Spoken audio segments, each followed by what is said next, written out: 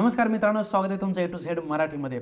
तर मित्रांनो, बिग बॉसच्या घरामध्ये शेवटचं नॉमिनेशन जे आहे ते आहे आणि इथे निक्की सोडली तर बाकी जे सगळे सदस्य आहेत ते नॉमिनेशनमध्ये आलेले आहेत। आता याच्यामध्ये होणारे मिडवीक इव्हिक्शन म्हणजे एक दोघा जणांचं इव्हिक्शन होऊ शकतं, तेही याच्या अगोदर फिनालेच्या अगोदर किंवा जे सॅटर्डे संडे येणार त्याच्या अगोदरच इव्हिक्शन होणार आहे, मिडवीक इव्हिक्शन।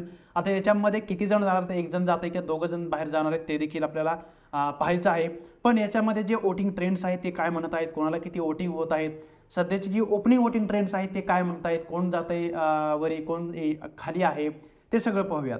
आता जर पाहायला गेलो आपण सगळ्यात पहिल्यांदा, तर टॉपला आहे सूरज। ॲज युजुअल किती सगळे सदस्य जरी नॉमिनेशनमध्ये आले तरी सूरजची जी वोटिंग आहे ती वेगळ्या लेवलची वोटिंग भेटते त्याला, आणि त्याला जी वोटिंग पर्सेंटेज आहे ते 49% म्हणजे 49% वोटिंग एकट्या सूरजला होते। म्हणजे जवळपास 50% वोटिंग जी आहे ते एकटा सूरज घेऊन जातो आणि बाकीचे इतर जे सदस्य आहेत त्यांना मग राहिलेली जी वोटिंग आहे ते मिळते।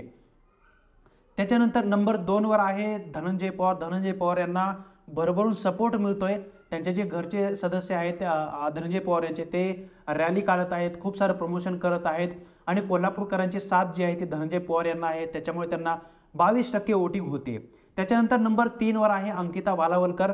अंकिताला देखील खूप चांगली वोटिंग होते। अंकिताला पसंत करणारी जी फॅन फॉलोइंग आहे ती तिची आहे चांगली, त्यामुळे तिला पसंत करणारे लोक देखील आहेत आणि तिला देखील वोटिंग भरभरून होते आणि त्याच्यामुळे ती 3 नंबरवर आहे सध्याला, तरी 17% वोटिंग होते अंकिताला।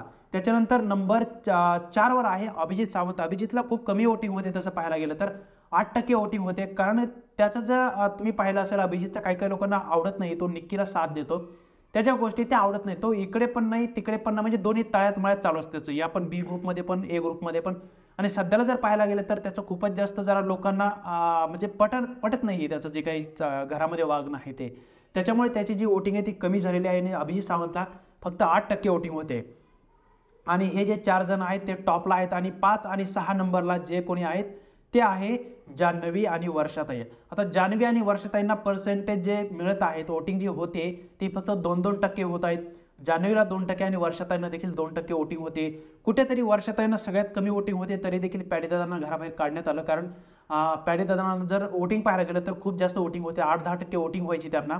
पण इथं वर्षाताईंना वाचवण्यात येते वेळोवेळी, तुम्ही पाहिलंच असेल, एकदा तर त्या नॉमिनेशनमध्ये आल्या होत्या त्यावेळेस वोटिंग लाईन्स बंद केल्या होत्या। वर्षाताईंना वाचवण्यासाठी खूप काही केलं जातंय बिग बॉसकडून, हे देखील तितकंच खरं आहे। त्यामुळे जर वर्षाताईंना यावेळेस देखील वाचवायचं असेल आणि फायनलमध्ये ते वर्षाताईंना जर पाठवायचं असेल तर इथं जान्हवी किल्लेकर तर बिग बॉसच्या घराबाहेर जाईलच, कारण जान्हवीबरोबर असं काही डील नाही वाटतंय। जान्हवी किल्लेकर सोबत जाऊ शकते, कोण आहे ते आहे अंकिता किंवा धनंजय पवार, हे देखील आहेत। अभिजित सावंतची देखील डील असू शकते। त्याच्यानंतर वर्षाताईंची तर आहेच डील, हे आपल्याला कळून चुकलेलंच आहे तसं पण। आणि त्यामुळे राहिलेले जे 4 सदस्य आहेत, 4 सदस्य म्हणजे सूरज चव्हाण, अंकिता, धनंजय आणि जान्हवी यांच्यामधून कोणीतरी बाहेर जाऊ शकतं। याच्यामध्ये सूरज तर घराबाहेर जाऊ शकत नाही, मग राहिले फक्त धनंजय, त्याच्यानंतर जान्हवी आणि अंकिता, या तिघांमधून कोणाला तरी घराबाहेर काढू शकतात बिग बॉस, जर वर्षाताईंना काढायचं नसेल तर। जर वर्षाताई घराबाहेर गेले तर वर्षाताई आणि जान्हवी या दोघे जण जे आहेत ते घराबाहेर जाऊ शकतात। तुमचं याच्यावर काय मत आहे ते कमेंट करून नक्की सांगा। व्हिडिओला सोडलं नक्की लाईक करा आणि आपल्या चॅनल देखील नक्की सबस्क्राईब करा। धन्यवाद।